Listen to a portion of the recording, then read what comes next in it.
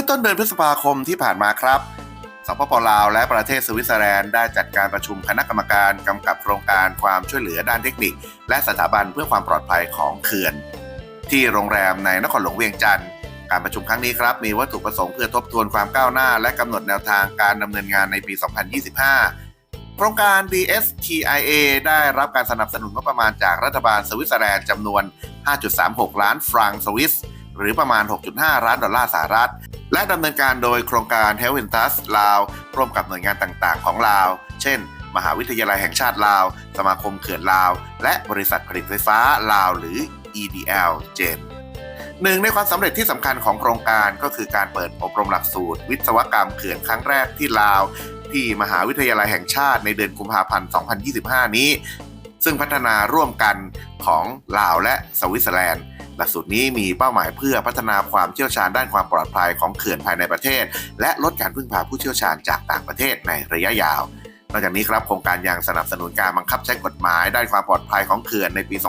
2022 การเสริมสร้างศักยภาพของอุตสาหกรรมพลังงานและการจัดการความปลอดภัยและการปรับปรุงระบบการเฝ้าระวังรายงานและการวางแผนฉุกเฉิน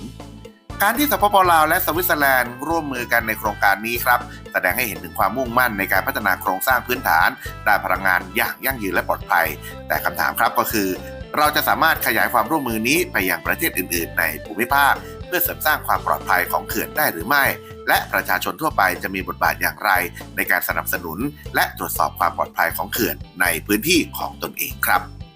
ขอบคุณข้อมูลข่าวจากสำนักข่าวลาวเทียนไทม์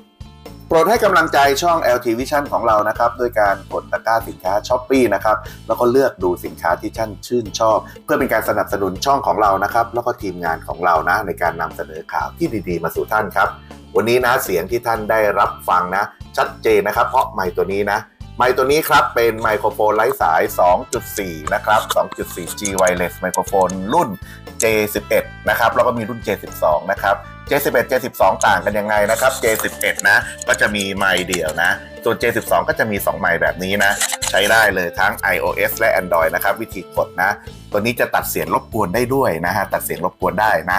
สามารถตัดเสียงรบกวนได้นะ1ระดับ2ระดับ3ระดับนะครับแล้วก็ทำเสียง Echo ได้ด้วยลองฟังดูนะครับฮัลโหลฮัลโหล Echo ไหมนะ Echo เลยนะครับ